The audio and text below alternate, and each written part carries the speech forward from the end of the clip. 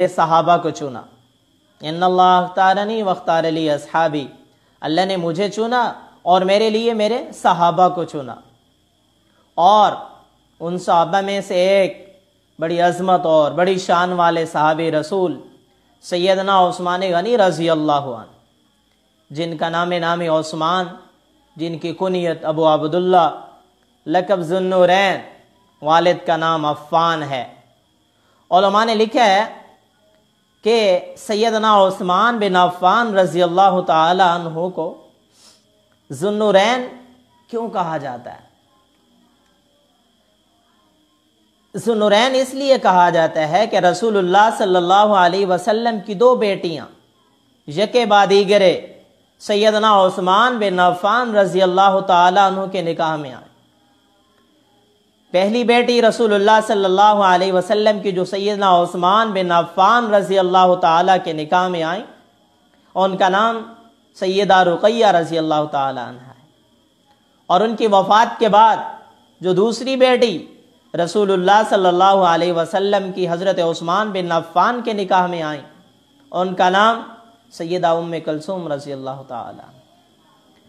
عثمان بن عفان رضی اللہ تعالی عنہ کے بارے میں علامہ سیوطی رحمۃ اللہ علیہ نے لکھا ہے کہ جتنے انبیاء آئے اور ان کے جتنے بھی ماننے والے صحابہ آئے، اگر اس تاریخ کا ہم مطالعہ کریں تو ہمیں ایک نبی ایسا ملتا ہے جس نے اپنی بیٹی جو ہے، ایک بیٹی رسول اللہ صلی اللہ علیہ وسلم نے تو اپنی دو بیٹیاں یکے بعد دیگرے عثمان بن عفان کے نکاح میں دیں۔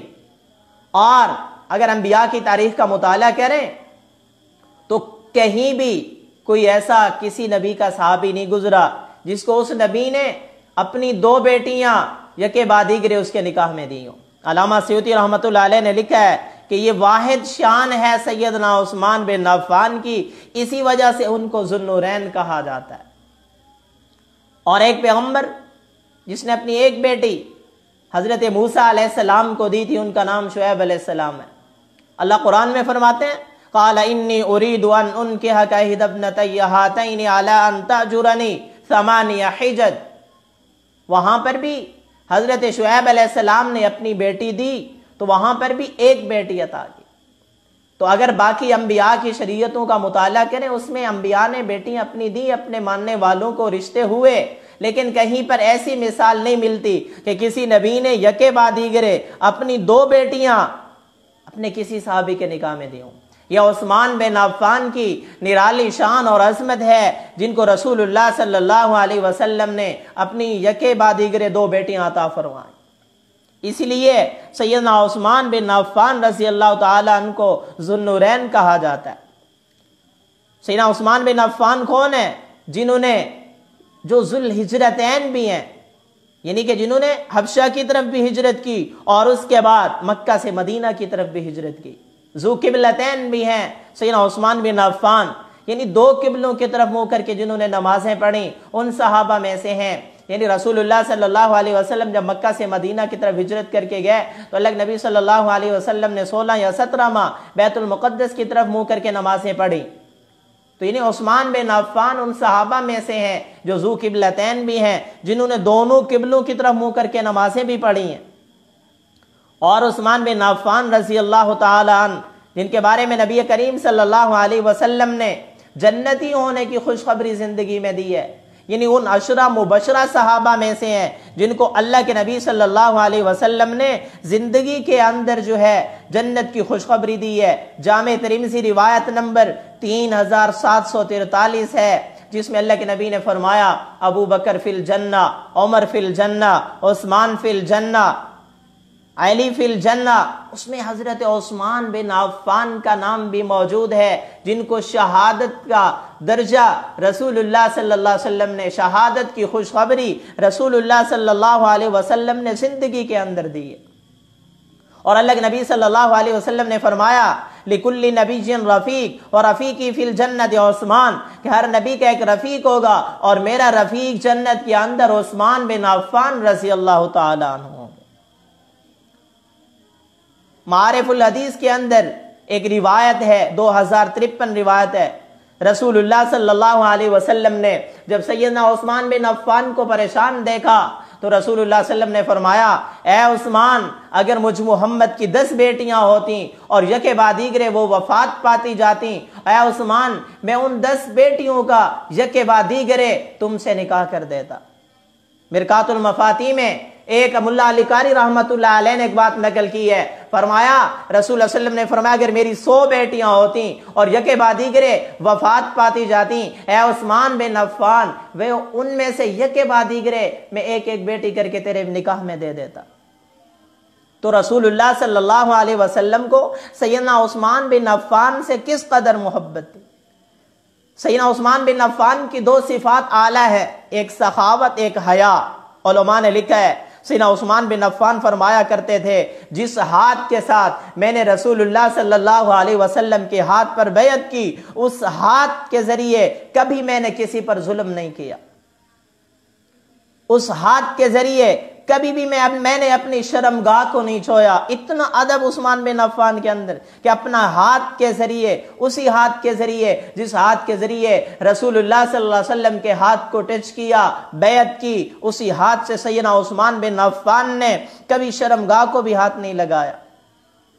سیدنا عثمان بن عفان فرماتے ہیں اسی ہاتھ سے میں نے کبھی کسی ناپسندیدہ جگہ پر جو ہے کھجلی بھی نہیں کی کہ وہ ہاتھ ہے، وہ ہاتھ جو رسول اللہ صلی اللہ علیہ وسلم کے ہاتھ پر لگا ہے۔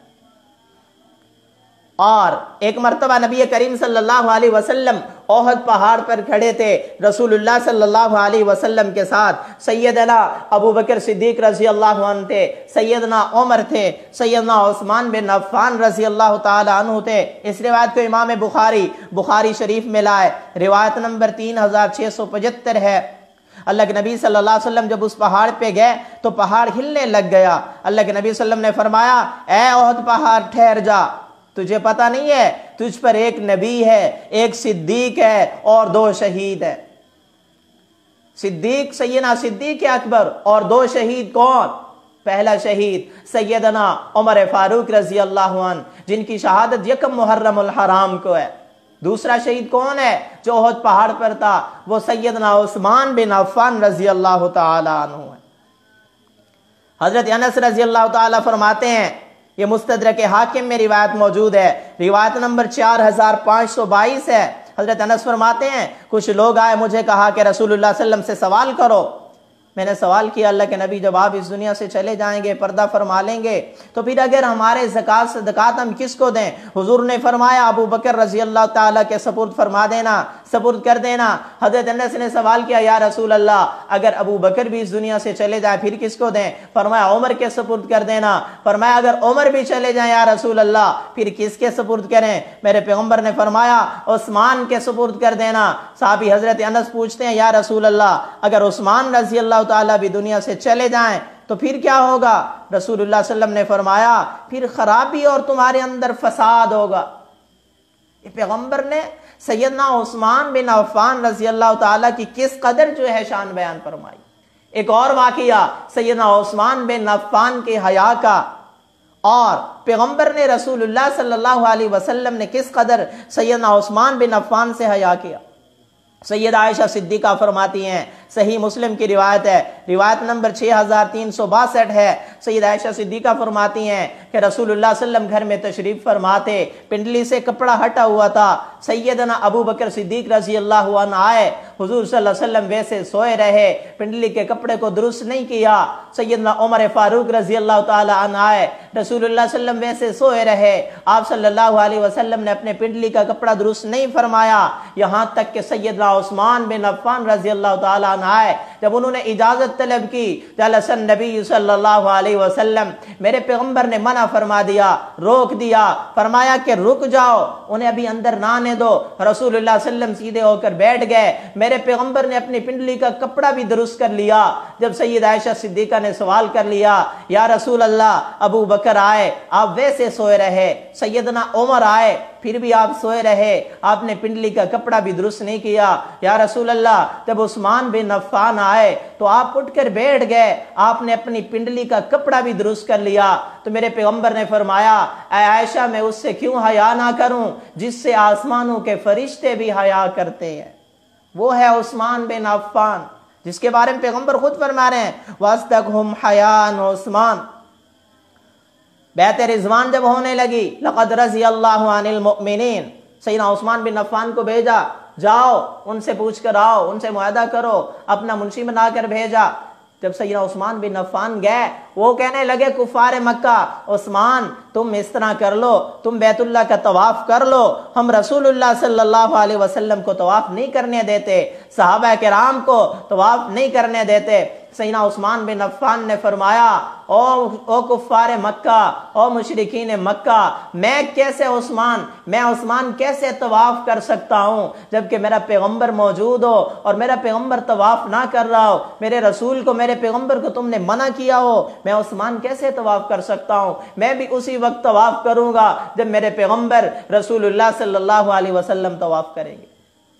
جب بات مشہور ہوئی، صحابہ میں بات مشہور ہوئی کہ کفار مکہ نے حضرت عثمان کو شہید کر دیا ہے، تو رسول اللہ صلی اللہ علیہ وسلم نے اس مقام پر 1400 صحابہ سے بیعت لی۔ اس بیعت کو بیعت رضوان کہا جاتا ہے۔ اس بیعت پر اللہ نے صحابہ کے لیے پروانہ جاری فرمایا۔ اللہ نے فرمایا لَقَدْ رَضِيَ اللَّهُ عَنِ الْمُؤْمِنِينَ، اللہ ان مومنین سے راضی ہو گیا جنہوں نے پیغمبر کے ہاتھ پر بیعت کی، یعنی صحابہ کے حق کے لیے باقی صحابہ نے بیعت کی تو اللہ نے اس پر ان کو رضا کا پروانہ جاری فرمایا۔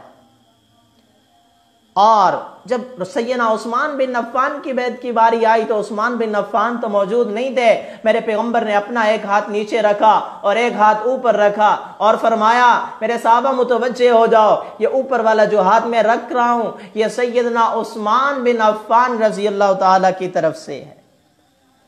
تو وہی عثمان جب مدینہ کے اندر یا مکہ کے اندر پینے کے لیے پانی نہیں تھا، پانی بھی یہودی کا ایک کنواں تھا، وہ اس کنویں سے پانی فروخت کرتا تھا، تو سیدنا عثمان بن عفان یہودی کے پاس گئے، اس کو فرمانے لگے یہودی اس طرح کرو یہ کنواں مجھے بیچ دو۔ وہ لالچی قسم کا یہودی تھا، اس نے کہا میں عثمان بن عفان میں یہ کنواں نہیں بیچ سکتا، میں تو اس کا پانی فروخت کرتا ہوں۔ عثمان بن عفان رضی اللہ تعالیٰ عنہ نے فرمایا یہودی اس طرح کرو آدھا کنواں مجھے فروخت کر دو، آدھا تمہارے پاس رہے گا۔ بات اس طرح طے ہو گئی کہ جو آدھا کنواں ہے اس کا پانی ایک دن ہم نکالیں گے اور ایک دن آپ نکال لینا، ایک دن ہم پانی نکالیں گے اور ایک دن آپ پانی نکالنا، ٹھیک ہے؟ اس طرح بات طے ہو گئی۔ اس نے بڑے مہنگے داموں سیدنا عثمان بن عفان کو آدھا کنواں جو ہے وہ فروخت کیا۔ سیدنا عثمان بن عفان نے جب کنواں خرید لیا، میرے پیغمبر کے پاس آئے، رسول اللہ صلی اللہ علیہ وسلم کے پاس آئے، فرمانے لگے یا رسول اللہ صحابہ کے اندر اعلان فرما دیں کہ عثمان بن عفان نے کنواں خرید لیا ہے اور اس کنویں کو خریدنے کے بعد اس کا آدھا حصہ جو ہے وہ صحابہ کے لیے، صحابہ کرام کے لیے، امت مسلمہ کے لیے وقف کر دیا ہے کہ صحابہ کرام رضوان اللہ تعالی علیہم اجمعین اس کنویں میں سے جس دن عثمان بن عفان کی باری ہو مفت میں پانی حاصل کر سکتے ہیں۔ جب یہودی کو پتہ چلا کہ یہ تو آدھا دن جو ہے اس میں سے سارا جو آدھا کنواں میں نے فروخت کیا ہے تو اس میں سے سارے لوگ اسی دن پانی لے جاتے ہیں، دوسرے دن پانی لینے ہی کوئی نہیں آتا، تو سیدنا عثمان بن عفان کو یہودی کہنے لگا آپ بقیہ حصہ بھی مجھ سے خرید لیں۔ وہی عثمان بن عفان نے بقیہ حصہ بھی خرید کر صحابہ کے لیے وقف کر دیا، امت مسلمہ کے لیے وقف کر دیا۔ آج تک بھی یہ کنواں جو ہے مسجد قبلتین کے قریب موجود ہے۔ وہی کنواں جب سیدنا عثمان بن عفان کا آخری وقت ہے، آپ کو منافقین نے گھر کے اندر جو ہے معصور کیا ہوا ہے، سیدنا علی رضی اللہ تعالی عنہ نے اپنے بیٹے سیدنا حسن حسین کو بلایا، فرمانے لگے بیٹا جاؤ سیدنا عثمان بن عفان کے گھر کی رکھوالی رکھو، سیدنا عثمان بن عفان کا خیال کرو، کہیں پر دشمن انہیں تکلیف نہ پہنچا دے۔ اللہ نے قرآن میں فرمایا رحماء بینہم، صحابہ آپس میں رحم دل ہیں، وَأَلَّفَ بَيْنَ قُلُوبِهِمْ، اللہ نے ان کے دلوں میں محبت ڈال دی ہے، وَأَلَّفَ بَيْنَ قُلُوبِهِمْ، اللہ نے ان کے دلوں میں محبت ڈال دی ہے۔ تو وہی عثمان بن عفان جن کو گھر کے اندر معصور کیا گیا، اسی کنویں کا پانی بھی بند کر دیا گیا جس کنویں کو خرید کر انہوں نے امت مسلمہ کے لیے وقف کیا تھا، اس کنویں کا پانی بھی نہ ملا۔ اور جب سیدنا عثمان بن عفان کو شہید کیا گیا تو قرآن کی تلاوت کر رہے تھے، علماء نے لکھا ہے قرآن کی یہ آیت پڑھ رہے تھے فَسَيَكْفِيكَهُمُ اللَّهُ، علماء نے لکھا جب سیدنا عثمان بن عفان کو شہید کیا گیا تو ان کا خون مبارک اس آیت پر بھی لگا قرآن کی تلاوت کرتے ہوئے قرآن کے اندر اس آیت پر فَسَيَكْفِيكَهُمُ اللَّهُ سیدنا عثمان بن عفان کے خون کے قطرے بھی گرے۔ تو سیدنا عثمان بن عفان جس قدر شان رکھنے والے ہیں، اور سیدنا عثمان بن عفان کی شہادت جو ہوئی 18 ذی الحجہ کو، 35 ہجری تھی 18 ذی الحجہ، اور سیدنا عثمان بن عفان نے مدت خلافت جو کی 12 سال آپ نے جو ہے مدت خلافت کی ہے، اور رسول اللہ صلی اللہ علیہ وسلم کے 146 روایات ان سے مروی ہیں۔ اور جب سیدنا عثمان بن عفان کی شہادت ہوئی تو سیدنا عثمان بن عفان رضی اللہ تعالیٰ عنہ کا جنازہ سیدنا زبیر بن عوام رضی اللہ تعالیٰ عنہ نے پڑھایا، اور سیدنا عثمان بن عفان کی قبر مبارک جو ہے وہ جنت البقیع کے اندر جو قبرستان ہے، اور جنت البقیع جو قبرستان ہے مدینہ منورہ کے اندر، اسی کے اندر جو ہے سیدنا عثمان بن عفان کی قبر مبارک موجود ہے۔ دعا ہے جو کچھ کہا ہے اللہ رب العزت ہمیں سیدنا عثمان بن عفان رضی اللہ تعالیٰ عنہ کی سیرت پر مکمل طور پر عمل کرنے کی توفیق عطا فرمائیں۔ وآخر دعوانا ان الحمد للہ رب العالمین۔